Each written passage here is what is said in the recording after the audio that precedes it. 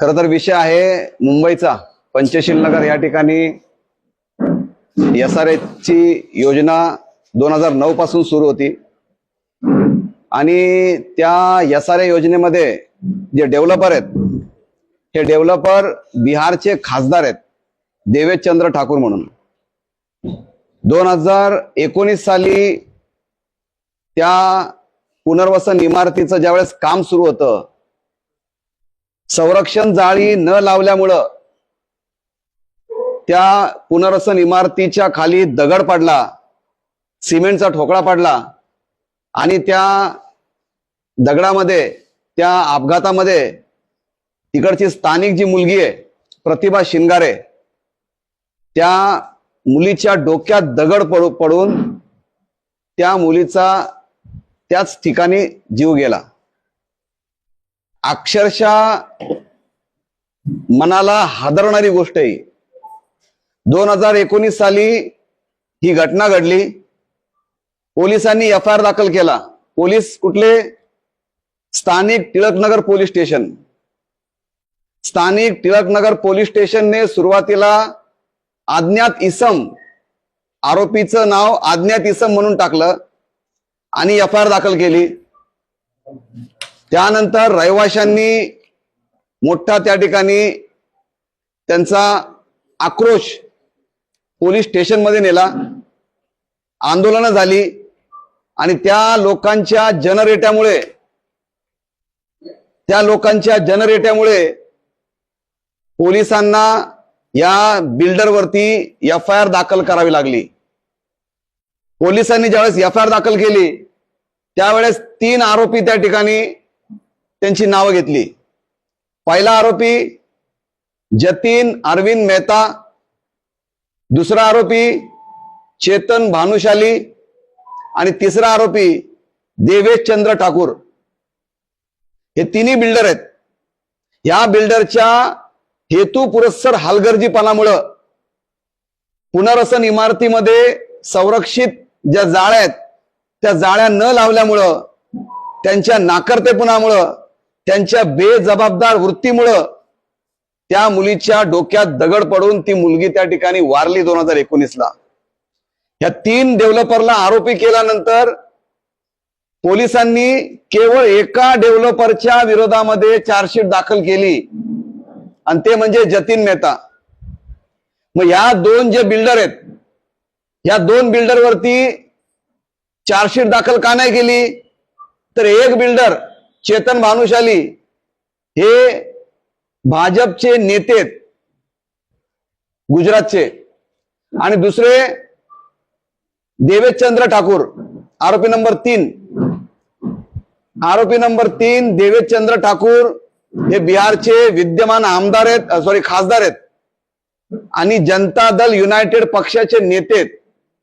आज त्यांची सरकार आहे।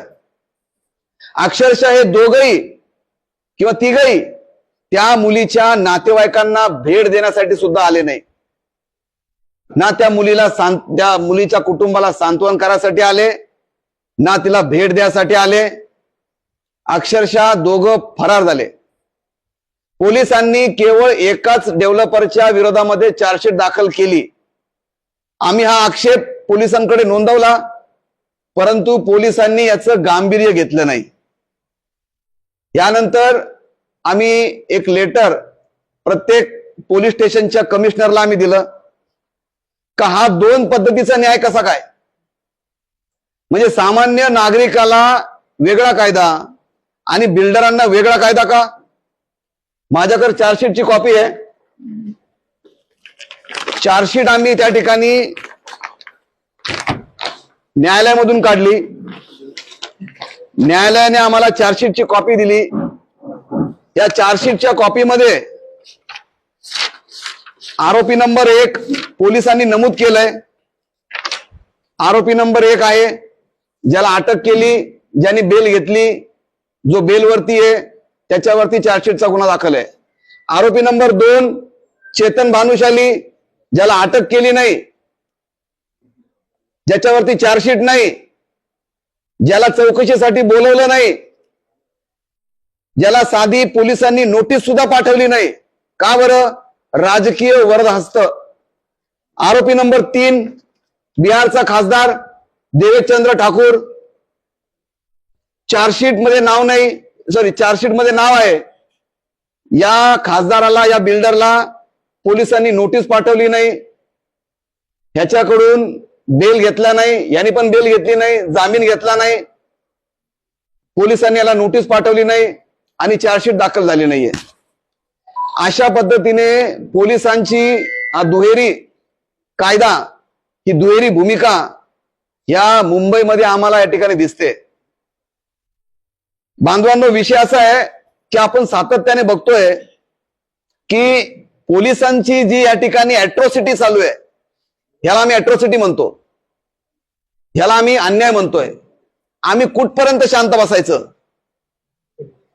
आताच 2 हप्त्यापूर्वीचा विषय, पंचशील नगर येथील महानगरपालिकेच्या रोडवरती बिल्डरने अतिक्रमण केलं. बिल्डरच्या अतिक्रमण हटवण्यासाठी सोसायटीचा अध्यक्ष आणि सोसायटीच्या सचिवने त्याला नोटिसा दिल्या, पोलीस स्टेशनला निवेदन दिलं आणि बिल्डरच्या अतिक्रमणाचे पत्रे काढले. त्याच्यानंतर बिल्डरच्या सांगण्यावरून तिकडच्या स्थानिक टिळकनगर पोलीस स्टेशनने मराठवाडा सोसायटीच्या अध्यक्ष आणि सचिववरती खोटे गुन्हे दाखल केले. आणि ज्यावेळेस आम्ही विचारायला गेलो का तुम्ही खोटे गुन्हे का दाखल केले, तर त्यांनी सांगितलं का आम्हाला वरिष्ठांनी आदेश दिलेत. मग वरिष्ठ कोण? पोलीस उपायुक्त परिमंडळ 6 चे समीर शेख. आणि ज्या वेळेस आम्ही समीर शेख साहेबांकडे विचारायला गेलो त्यावेळेस त्यांनी ते मान्य केलं की माझ्या आदेशाने यांच्यावरती गुन्हे दाखल झालेले आहेत. म्हणजे बिल्डरांचं अतिक्रमण आम्ही ज्यावेळेस काढतो, बिल्डरांची घुसखोरी आम्ही ज्यावेळेस काढतो, त्यावेळेस पोलीस आमच्यावर दबाव टाकतं, पोलीस आमच्यावर खोटे गुन्हे दाखल करतं, पोलीस आम्हाला अटक करतं. आणि दुसऱ्या बाजूला बिल्डर त्या ठिकाणी त्या मुलीच्या मृत्यूमध्ये अक्षरशः बिल्डरला तुम्ही त्या ठिकाणी चार्जशीट पण दाखल करत नाही, त्याला अटक करत नाही, त्याला नोटीस पाठवत नाही. बरं, पोलिसांनी काय लिहिलं चार्जशीट मध्ये तुम्हाला वाचून दाखवतो. त्यांना का अटक केली नाही? किती मोठा राजकीय वरदहस्त आहे आणि आम्ही कुठपर्यंत या दबावाखाली जगणार आहे? पोलिसांनी लिहिलंय आरोपी क्रमांक 2 चेतन भानुशाली आणि आरोपी क्रमांक 2 देवेचंद्र ठाकूर यांच्या खाली काय लिहिलं पोलिसांनी? आरोपी इसमाचा शोध घेतला असता नमूद आरोपित इसम मिळून आला नाही. सदरचा आरोपित इसम मिळून आल्यानंतर पुरवणी दोषारोप पत्र सादर करण्याची तजवीज ठेवण्यात येत आहे.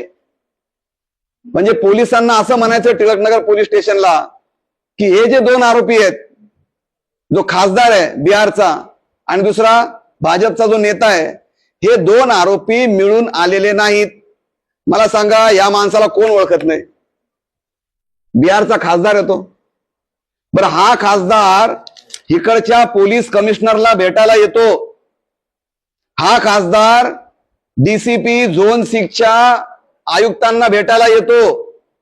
हा खासदार पोलिसांना फोन करून तिकडच्या रहिवाशांवरती, तिकडच्या सोसायट्यांवरती खोटे गुन्हे दाखल करतो.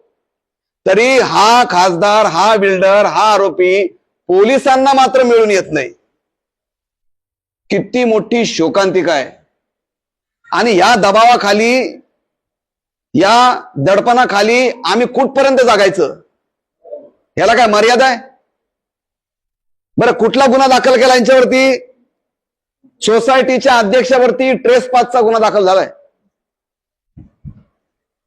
ज्याची बिल्डिंग आहे, ज्या सोसायटीची ती बिल्डिंग आहे, त्या सोसायटीचा तो अध्यक्ष आहे, त्या अध्यक्षाला ट्रेसपासच्या गुन्ह्याखाली दाखल केलंय. म्हणजे तो कुठल्या रहिवाशांच्या घरी जाऊ शकत नाही नोटीस द्यायला. नोटीस द्यायला त्याच्या घरी गेल्यानंतर ट्रेसपासचा गुन्हा दाखल होतो. बिल्डरने पुनर्वसन इमारतीमध्ये गाळे विकले बेकायदेशीर, त्याच्यावरती कारवाई करायला गेल्यावरती बिल्डरच्या सांगण्यावरून, आयुक्ताच्या सांगण्यावरून पोलिसांनी इकडच्या रहिवाशांवरती, इकडच्या सोसायट्यांवरती खोटे गुन्हे दाखल केले.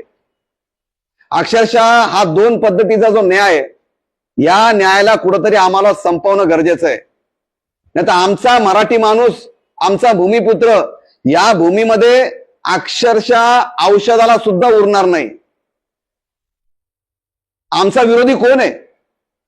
बिल्डर बरोबर लढाई करायला आम्हाला काय मोठी गोष्ट नाहीये, परंतु या बिल्डरच्या मागून पोलीस लोक जे आमच्या मागे लागलेले आहेत, पोलीस लोक जे आमच्या विरोधामध्ये खोटे गुन्हे दाखल करतात, पोलीस लोक जे आमच्या छळवणूक करतात, हे कुठंतरी थांबणं गरजेचं आहे. या पत्रकार परिषदच्या माध्यमातून माननीय मुख्यमंत्री तथा गृहमंत्री यांना विनंती करतोय की कृपया या पोलिसांना आवर घाला, अक्षरशः आवर घाला. गोर गरिबांवरती, महिलांवरती त्यांनी गुन्हे दाखल केलेत बिल्डरच्या सांगण्यावरून, आणि बिल्डरवर जे गुन्हे आहेत या संदर्भात कुठलीच ऍक्शन घेतली नाहीये. म्हणून आज आम्ही या पत्रकार परिषदेच्या माध्यमातून या ठिकाणी आवाहन करतोय की या लवकरात लवकर जर या बिल्डरवरती गुन्हे दाखल झालेले आहेत, हे आरोपी आहेत, या आरोपीला फरार घोषित करा, या आरोपीवरती चार्जशीट दाखल करा, त्यांना अटक करा, आणि 10 वर्षची जी मुलगी आहे तिला 6 वर्ष झालेत तिला मरून, तिच्या डोक्यात दगड पडून, तिला न्याय मिळवून देण्यासाठी आम्ही या ठिकाणी हा विषय हाती घेतलेला आहे. सोमवारपासून आझाद मैदानमध्ये त्या लहान चिमुकल्या निष्पाप मुलीच्या न्यायासाठी आम्ही सगळे त्या ठिकाणी आंदोलन करणार आहोत, धरणे आंदोलन करणार आहोत, आणि याची दाद पोलिसांनी घेणं गरजेचं आहे, संबंधित मंत्र्यांनी घेणं गरजेचं आहे, एवढी आमची विनंती आहे. धन्यवाद. येस, मुख्यमंत्री साहेबांना एक पत्रव्यवहार केलाय, मुख्यमंत्री साहेबांना पत्रव्यवहार केलाय, आणि मुख्यमंत्री साहेबांना पत्रव्यवहार केलाय, इकडच्या डीजीपी साहेबांना पत्रव्यवहार केलाय, कमिशनर साहेबांना सांगितलंय, ह्युमन राईटचे जे चेअरमॅन आहेत न्यायमूर्ती बदर साहेब यांनाही आम्ही त्या ठिकाणी लेटर लिहिलेलं आहे की कशा पद्धतीने पोलिसांचा अन्याय, पोलिसांचा धाक, पोलिसांचा हा दबाव या सामान्य नागरिकांवरती येतोय, आणि अक्षरशः बिल्डरला पूर्ण मोकळीक दिलेली आहे, अभय दिलेलं आहे, ते कुठंतरी थांबणं गरजेचं आहे. हे आम्ही त्या ठिकाणी नोंदवलंय. सर चाहते हैं थोड़ा सा इसका सार अगर हिंदी में अगर आप बता दें. संस्कार साहेब, तपासाधिकारी कुठे आहेत? ते दोन या घटनेचा तपास केला, त्याला तपासाधिकारी सध्या कुठे आहेत?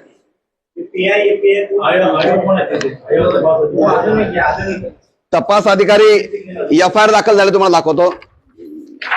ही एफआयआर दाखल झाली. वाटू काय सगळे? हा वाटा. इकडचे जे आहेत डिस्टर्ब होऊन जाईल, थांबा जरा. हिवाळे देतोय, सगळ्यांना प्रेस नोट देतो, काळजी करू नका. आहे ना, मी जे सांगितलं ना त्या संदर्भात आपली प्रश्न आहेतच. जो इन्व्हेस्टिगेशन ऑफिसर आहे, आयओ आहे, तो आयओ आहे भरत रामतीर्थे.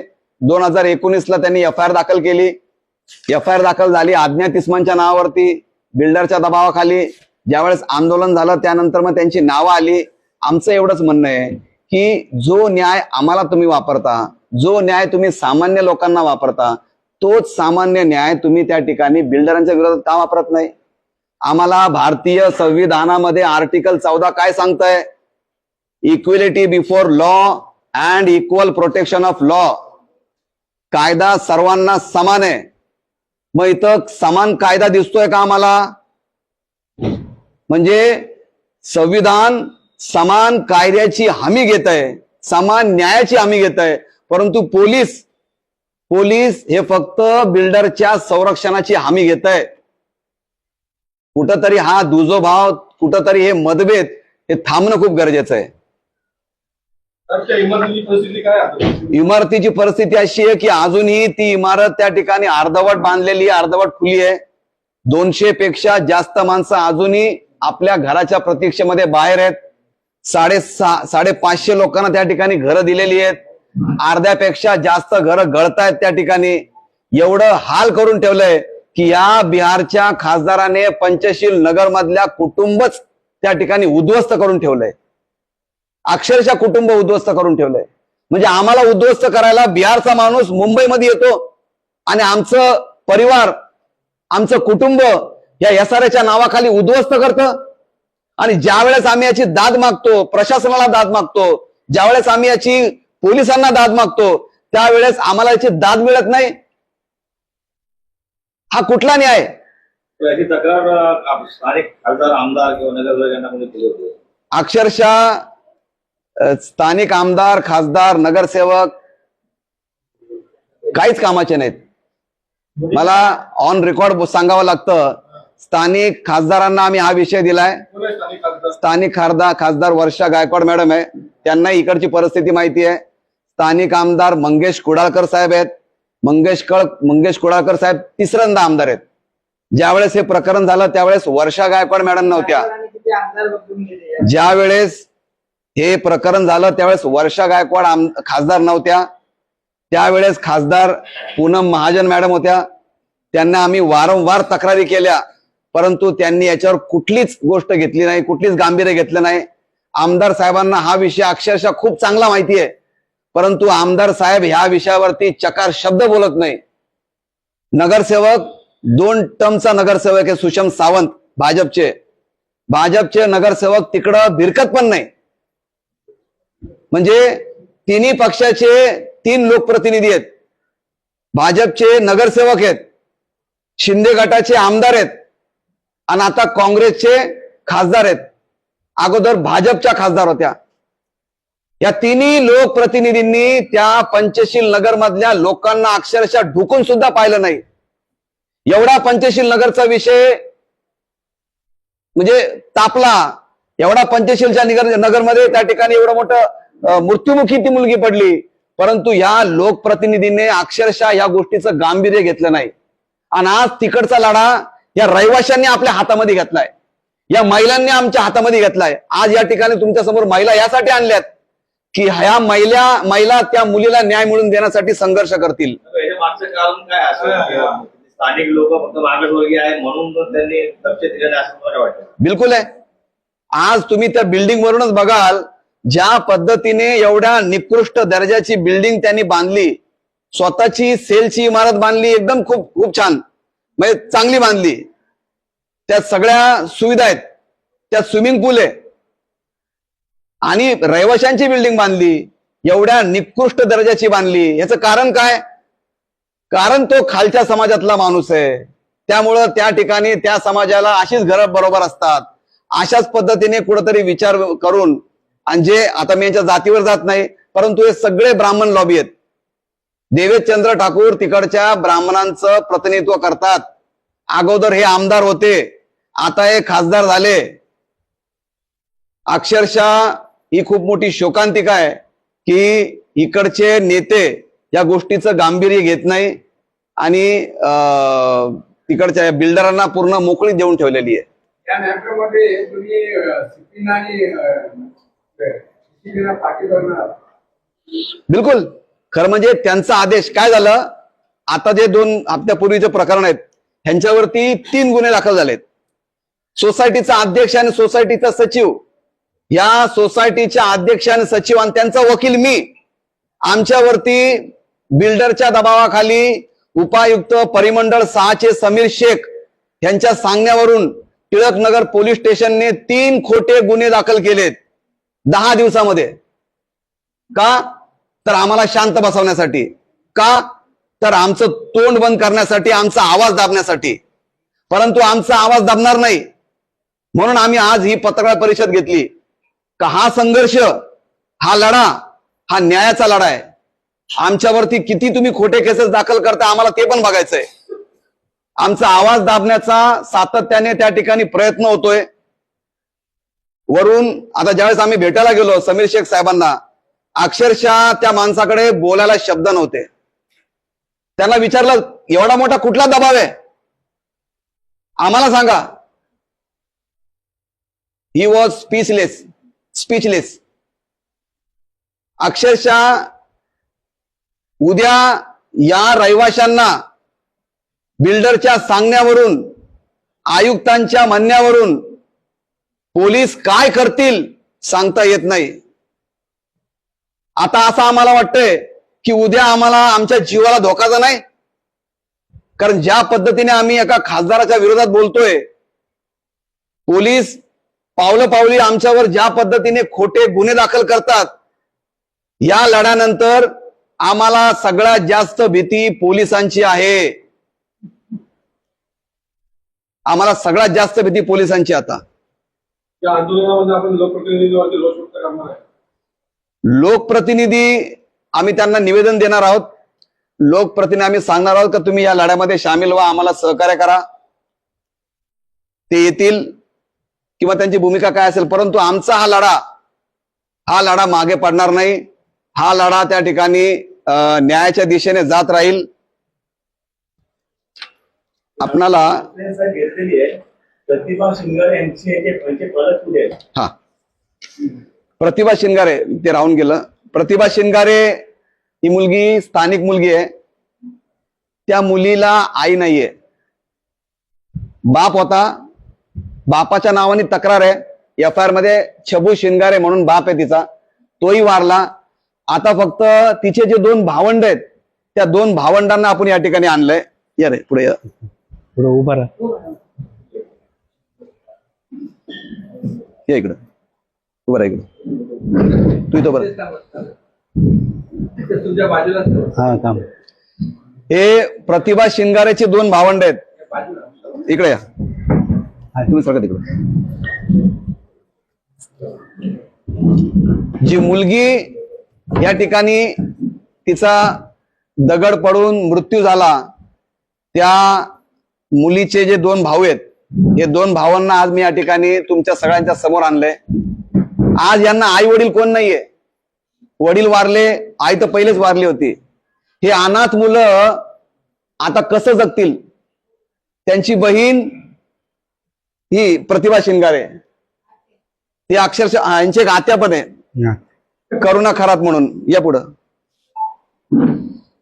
या लोकांना न्याय देण्यासाठी आम्ही सगळे, मग पंचशील नगरच नाही तर मुंबईतले इतर संघटनामधली लोक आम्हाला त्या ठिकाणी सहकार्य करणार आहेत, त्या ठिकाणी आम्हाला पाठिंबा दर्शवणार आहेत. मला भरपूर जणांचे फोन सुद्धा आले की या अनाथ मुलांना, अक्षरशः अनाथ झाले ते, या मुलांना न्याय देण्यासाठी आम्ही त्या ठिकाणी या तुमच्या लढ्यामध्ये सामील होऊ. अशा संघटनामधल्या काही छोट्या मोठ्या पक्षांमधल्या लोकांनी आम्हाला आश्वासनं सुद्धा दिली. आणि त्यानंतर एक हुरूप आला, एक नंतर हे आला की आम्ही त्या ठिकाणी हा संघर्ष पुढे असा चालू ठेवू.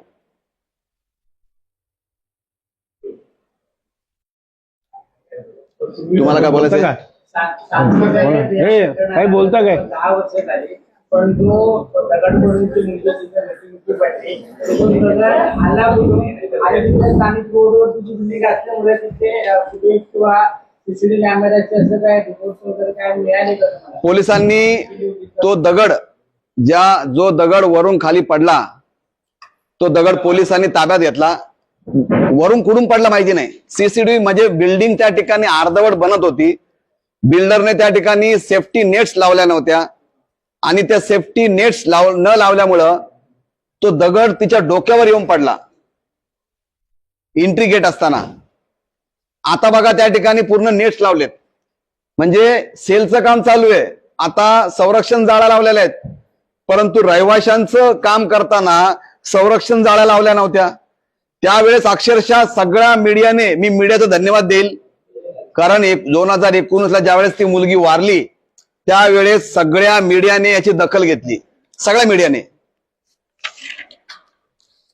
सगळ्या times of India, Indian express, सगळ्या पुढारी, मिड डे, लोकसत्ता, लोकमत, सकाळ, हा कुठला पेपर माहित नाही, मद्रासी, साऊथ इंडियन, हिंदू, सगळ्या लोकसत्ता, सगळ्या पेपरने याची दखल घेतली.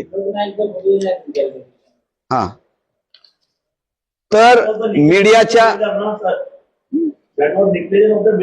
Yes, it was the negligent work by the builder.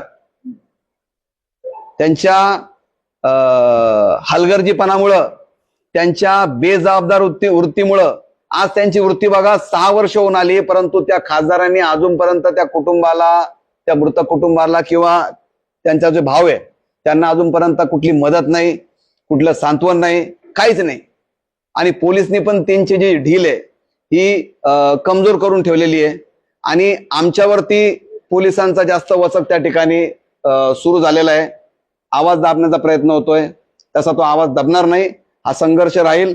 सोमवारपासून या मुलीच्या न्यायासाठी पंचशील आणि इतर ठिकाणामधले लोक संघर्ष करतील. न्याय मिळवण्यासाठी हा प्रयत्न असेल. आपण प्रसिद्धी माध्यमांनी या गोष्टी लोकांपर्यंत घेऊन जावं अशी आमची विनंती आहे. आपण 6 वर्षांनी आज प्रेस घेतली काही आज प्रेस घेतली 6 वर्षांनी, कारण आम्हाला आताच कसं आहे, ज्यावेळेस चार्जशीट दाखल झाली त्यावेळेस आम्हाला चार्जशीटची कॉपी दिली नाही गेली. नंतर आम्ही त्या ठिकाणी वकालतनामा दाखल केला. म्हणजे ही गोष्ट हेतुपुरस्सर आमच्याकडून ती लपून ठेवण्यात आली. आणि ज्यावेळेस आम्हाला कळालं त्यावेळेस चार्जशीट मध्ये 3घांची नावं आहेत, परंतु 3घांपैकी आम्ही फक्त एकाच्याच विरोधामध्ये चार्जशीट दाखल केली, बाकी 2 आम्हाला मिळून नाही आले म्हणून चार्जशीट दाखल नाही केली, असा त्यांचा त्या ठिकाणी युक्तिवाद होता. तो खूप चुकीचा आहे. आणि बिल्डरने सुद्धा त्याच्या ऍफिडेव्हिट मध्ये, खासदारकीला जे नॉमिनेशन फॉर्म भरतात त्यांच्या ऍफिडेव्हिट मध्ये सुद्धा बिल्डरने एक केस त्यांच्यावरती आहे असं त्या ठिकाणी त्यांनी नमूद पण केलेलं आहे, जो खासदार झालेत ते. केस मिळेल का आपल्याला? कॉपी मिळेल का? हा, मिळेल ना. चार्जशीटची कॉपी मिळेल आणि FIR ची कॉपी मिळेल. पत्रकार परिषदेतून काय मागणी करणार? पत्रकार परिषदेतून आम्ही अशी मागणी करतोय की पोलिसांचा जो साशमिरा आमच्या मागे सुरू आहे, हा कृपया त्यांनी तो साशमिरा बिल्डरच्या मागे लावावा. आम्ही कुठं पळून जाणार नाही. आमच्यावर FIR दाखल करता खोट्या या FIR दाखल केल्यात त्या 3घांवरती. ही FIR 6 तारखेची आहे. रात्री 6 तारखेला रात्री 11:45 आणि दुसरी 12:10. ट्रेसपास म्हणजे स्वतःच्या बिल्डिंग मध्ये अध्यक्ष गेल्यावरती ट्रेसपास होतो का? मला सांगा. आता कुठलाही उद्या जर ह्या व्यक्तीने कुठल्या व्यक्तीला मेंटेनन्स मागायला गेला तर कदाचित पोलीस या अध्यक्षावरती खंडणीचा गुन्हा दाखल करतील का आमच्याकडं मेंटेनन्स मागायला आला. अरे, एक अध्यक्ष त्या सोसायटी मधला, त्याला ऍक्सेस असणार आहे कुठे पण. ह्यांनी फक्त त्याला नोटीस द्यायला गेले का तू खाली कर. बिल्डरने घुसखोरी केलीत. बिल्डरने पुनर्वसन इमारतीमध्ये गाळे विकलेत. म्हणजे पुनर्वसन इमारतीमध्ये फक्त पुनर्वसन इमारतीमधली लोक राहतात. तिकडच्या दुकानदारांना पहिल्या आणि दुसऱ्या माळावर दुकान दिलीत आणि बिल्डरने बाहेरच्या लोकांना तळमजल्यावरती गाळे विकलेत. म्हणजे सेल इमारतीमध्ये त्यांनी लाखो करोड रुपये कमावलेत. आणि त्याच्यानंतर अजून कसे पैसे कमवायचेत हे त्यांचं पुनर्वसन इमारतीमध्ये चालू आहे. आम्ही त्या घुसखोराला नोटीस दिली, त्याला बाहेर काढण्यासाठी त्याला विनंती केली आणि पोलिसांनी समीर शेख साहेबांच्या आदेशानं या दोघांवरती 3 गुन्हे दाखल केले 10 दिवसामध्ये. 3 गुन्हे. तरी ते घाबरले नाही. त्यांनी नंतर हा विषय घेतला का ह्या विषयामध्ये त्या मुलीला आम्ही त्या ठिकाणी न्याय मिळवून द्यायचा बिलकुल प्रयत्न करू. आणि हा संघर्ष आमचा या ठिकाणी आजपासून तो सुरू होतोय. महिलांची काय भूमिका राहील? महिलांची भूमिका आंदोलनाची भूमिका आहे. महिला सोमवारपासून आझाद मैदानमध्ये त्यांचं धरणे आंदोलन सुरू करणार आहेत. त्या धरणे आंदोलनामध्ये आमची एवढीच मागणी असेल का पोलिसांनी या राजकीय वरदहस्त असलेल्या खासदारावरती चार्जशीट दाखल करावी, त्यांना अटक करावी, त्यांना नोटिसा इश्यू कराव्यात, जेणेकरून या मुलीला 10 वर्षाच्या चिमुकल्या मुलीला न्याय मिळू शकेल. मुख्यमंत्री देवेंद्र फडणवीस आहेत, ते देखील बीजेपीचे आहेत. तुम्हाला वाटतं काय? बिलकुल मुख्यमंत्री मोठ्या मनाचे आहेत. कदाचित ते या छोट्या गोष्टीला लक्ष देणार नाही. म्हणजे छोट्या गोष्टीला लपवायचा बिलकुल प्रयत्न करणार नाही. खूप छोटी गोष्ट आहे. कारण ज्या व्यक्तीवरती ऑलरेडी FIR दाखल झालेला आहे, जो व्यक्ती आरोपी आहे त्याच्यामध्ये, त्या व्यक्तीवरती चार्जशीट दाखल करण्यामध्ये काहीच मोठी गोष्ट नाही.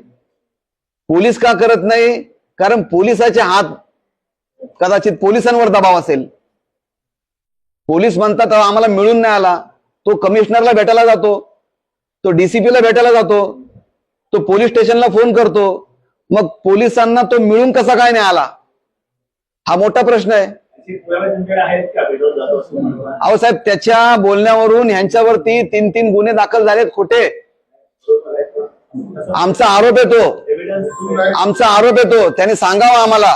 आज त्या देवेशचंद्र ठाकूरच्या आदेशाने या रहिवाशांवरती, तिकडच्या सोसायट्यांवरती, त्यांच्या वकिलांवरती 3 खोटे गुन्हे दाखल झाले, 3 खोटे गुन्हे. आणि या ठिकाणी अजून एक व्यक्ती इन्व्हॉल्ड आहे, त्याचं नाव न घेतलेलं बरं.